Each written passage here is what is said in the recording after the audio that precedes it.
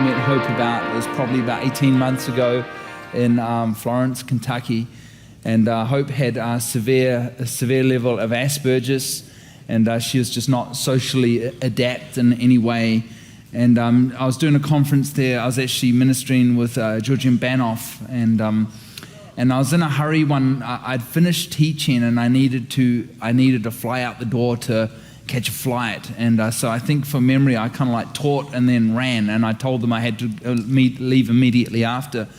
And this lady, she has this daughter called Hope, and so Hope's autistic, and she said, man, she said to herself, I really wanted Chris to pray for Hope. And the Lord said to her, we'll chase him. And she said, I'm not chasing any guy. I'm not chasing a man for a miracle. And the Lord said, well, you'll miss out.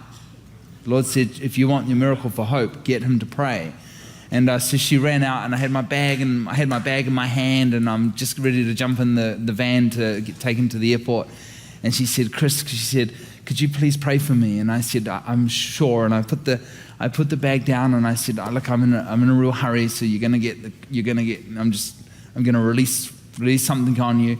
I just put my hands on her, and she told me her daughter's name was Hope, and I said, I just released peace.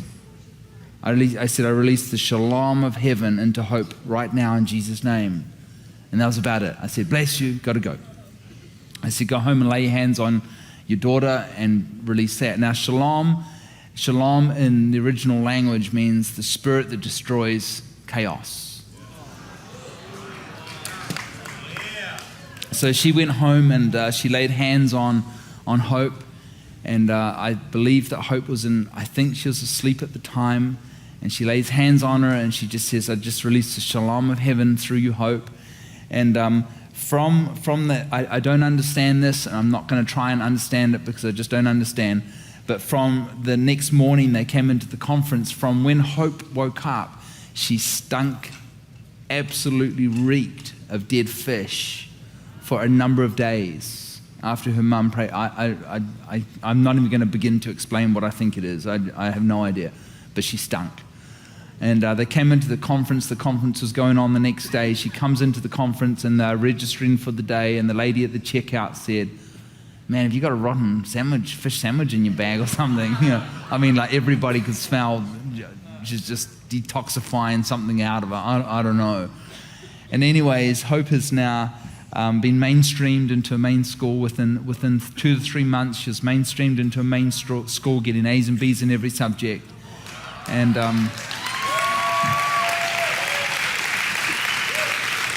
Hope was incredibly dysfunctional in relationships, and incredibly scared of the rain and thunder. And when it would thunder, she would go under her sheets in her bed and hide under her bed for 5 to 6 hours at a time, and just not come out, not connect with anybody. And little by little, the mother kept emailing me because she noticed that things had changed. And one day she had this tremendous rainstorm. They'd moved to Kansas in the meantime, and when she's in Kansas, had this tremendous rainstorm, and Hope came out of her bedroom, and she opened the front door, and she watches the rain, and she goes, I used to be scared of this, I don't know why. And she's watching it, and then there's this flash of lightning, and she said, that used to scare me as well, I don't know why, it's all over in a second. And they had a babysitter come in one night to look after the kids, and the babysitter was not that familiar with the family. And when they came home, the mother said to the babysitter, if we were to tell you that one of our kids had been severely autistic, which one would it be? And they guessed the wrong one.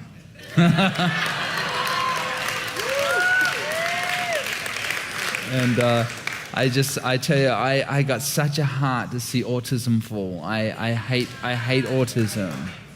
It is not from God. The child is a gift from God. The condition is not. Let's not mix the two. Right? The child is a gift from God without question, but the autism is not. And I want to see autism come to an end.